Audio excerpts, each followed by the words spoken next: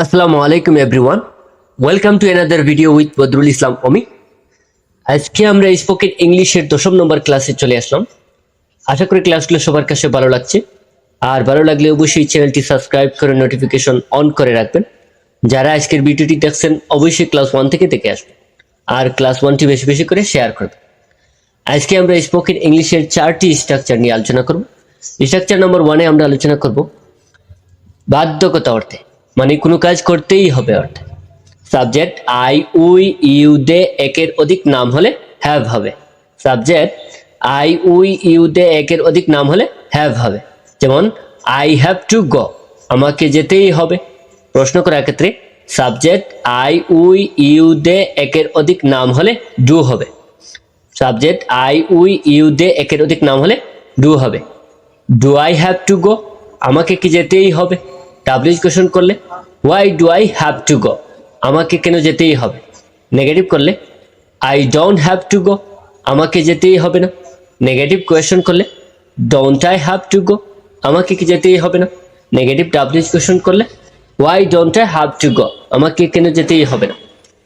Subject I পরিবর্তন করে we, you, দে একের অধিক নাম গ পরিবর্তন করে কাজ রিলেটেড যে কোনো ওয়ার্ড বসিয়ে প্র্যাকটিস করবেন। কিভাবে প্র্যাকটিস করবেন আমি একটি চেঞ্জ করে দেখে দেবো। আই পরিবর্তন করে উই, ক পরিবর্তন করে play. We have to play, আমাদেরকে খেলতেই হবে। প্রশ্ন করার ক্ষেত্রে do we have to play, আমাদেরকে কি খেলতেই হবে। ডাব্লিউএইচ কোশ্চেন করলে why do we have to play, আমাদের কেন খেলতেই হবে।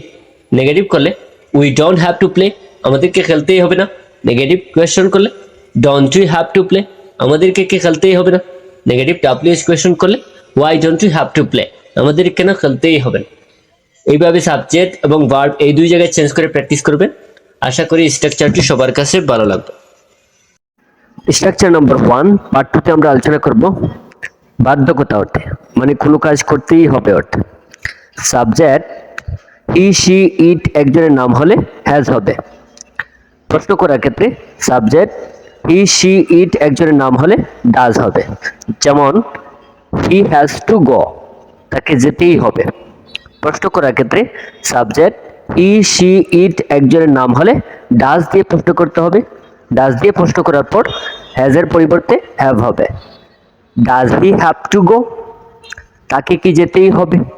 ডাব্লিউএইচ কোয়েশ্চন করলে why does he have to go, তাকে কেন যেতেই হবে। নেগেটিভ করলে he doesn't have to go, তাকে যেতেই হবে না। নেগেটিভ কোয়েশ্চন করলে doesn't he have to go, তাকে কি যেতেই হবে না। নেগেটিভ ডাব্লিউএইচ কোয়েশ্চন করলে why doesn't he have to go, তাকে কেন যেতেই হবে না। এভাবে সাবজেক্ট হি এর পরিবর্তে শি, ইট একজনের নাম, গ এর পরিবর্তে কাজ রিলেটেড যে কোনো ওয়ার্ড বসিয়ে প্র্যাকটিস করবে। আশা করি স্ট্রাকচারটি সবার কাছে ভালো লাগবে। স্ট্রাকচার নাম্বার 2 আমরা আলোচনা করব অতীতে কোনো কাজ করতেই হয়েছিল অর্থে, অতীতের বাধ্যকতা অর্থে। যেমন আই হ্যাড টু গো, আমাকে যেতেই হয়েছিল। প্রশ্ন করার ক্ষেত্রে অতীতের ক্ষেত্রে ডিড হবে। প্রশ্ন করার ক্ষেত্রে অতীতের ক্ষেত্রে ডিড হবে। ডিড দিয়ে প্রশ্ন করার পর হ্যাভ হবে, হ্যাড হবে না, হ্যাভ হবে। Did I have to go, আমাকে কি যেতেই হয়েছিল। ডাব্লিউএইচ কোশ্চেন করলে why did I have to go, আমাকে কেন যেতেই হয়েছিল। নেগেটিভ করলে I didn't have to go, আমাকে যেতেই হয়নি। নেগেটিভ কোশ্চেন করলে didn't I have to go, আমাকে কি যেতেই হয়নি। নেগেটিভ ডাব্লিউএইচ কোশ্চেন করার ক্ষেত্রে why didn't I have to go, আমাকে কেন যেতেই হয়নি। সাবজেক্ট আই পরিবর্তন করে উই, ইউ, দে এবং হি, শি, ইট, গ পরিবর্তন করে কাজ রিলেটেড যে কোনো ওয়ার্ড বসিয়ে প্র্যাকটিস করবেন, মানে ভার্ব 1 বসিয়ে প্র্যাকটিস করবেন। কিভাবে প্র্যাকটিস করবেন আমি একটি চেঞ্জ করে দেখে দেব। উই হ্যাড টু গো, আমাদেরকে যেতেই হয়েছিল। প্রশ্ন করার ক্ষেত্রে did we have to go, আমাদেরকে কি যেতেই হয়েছিল। ডাব্লিউএইচ কোশ্চেন করার ক্ষেত্রে why did we have to go, আমাদেরকে কেন যেতেই হয়েছিল। নেগেটিভ করার ক্ষেত্রে we didn't have to go, আমাদেরকে যেতেই হয়নি। নেগেটিভ কোশ্চেন করার ক্ষেত্রে didn't we have to go, আমাদেরকে কি যেতেই হয়নি। নেগেটিভ ডাব্লিউএইচ কোশ্চেন করার ক্ষেত্রে why didn't we have to go, আমাদেরকে কেন যেতেই হয়নি। এভাবে আই পরিবর্তন করে আই, উই, ইউ, দে এবং হি, শি, ইট ইত্যাদি বসে প্র্যাকটিস করবেন, এবং গ পরিবর্তন করে কাজ রিলেটেড যে কোনো ওয়ার্ড বসে প্র্যাকটিস করবেন, মানে ভার্ব 1 বসে প্র্যাকটিস করবেন। আশা করি স্ট্রাকচারটি সবার কাছে ভালো লাগবে। স্ট্রাকচার নম্বর 3-তে আমরা আলোচনা করব কারণ কোনো কিছু হতেই হবে। কারো কোনো কিছু হতেই হবে, যেমন I have to be good, আমাকে ভালো হতেই হবে। প্রশ্ন করার ক্ষেত্রে do I have to be good, আমাকে কি ভালো হতেই হবে। ডাব্লিউএইচ কোশ্চেন করলে why do I have to be good, আমাকে কেন ভালো হতেই হবে। নেগেটিভ করলে I don't have to be good, আমাকে ভালো হতেই হবে না। নেগেটিভ কোশ্চেন করলে don't I have to be good, আমাকে কি ভালো হতেই হবে না। নেগেটিভ ডাব্লিউএইচ কোশ্চেন করলে why don't I have to be good, আমাকে কেন ভালো হতেই হবে না। সাবজেক্ট আই পরিবর্তন করে উই ইউ দে একের অধিক নাম এবং গুড পরিবর্তন করে অ্যাডজেক্টিভ এবং প্রফেশন রিলেটেড যে কোনো ওয়ার্ড বসে প্র্যাকটিস করবেন। কিভাবে চেঞ্জ করে প্র্যাকটিস করবেন আমি একটি চেঞ্জ করে দেখিয়ে দেব। যেমন you have to be a student, তোমাকে একজন ছাত্র হতেই হবে। প্রশ্ন করার ক্ষেত্রে do you have to be a student, তোমাকে কি একজন ছাত্র হতেই হবে। ডাব্লিউএইচ কোশ্চেন করার ক্ষেত্রে why do you have to be a student, তোমাকে কেন একজন ছাত্র হতেই হবে।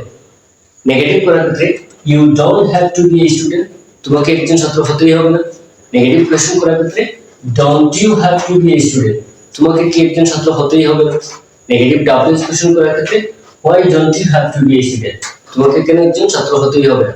এভাবে সাবজেক্ট পরিবর্তন করে আই উই ইউ দে একের অধিক নাম এবং গুড পরিবর্তন করে প্রফেশন এবং এডজেক্টিভ যে কোনো ওয়ার্ড বসিয়ে প্র্যাকটিস করবে। আশা করি স্ট্রাকচারটি ভালো লাগবে। স্ট্রাকচার নাম্বার 3 পার্ট 2 তে আমরা আলোচনা করব কাউকে কিছু হতেই হবে, কাউকে কিছু হতেই হবে।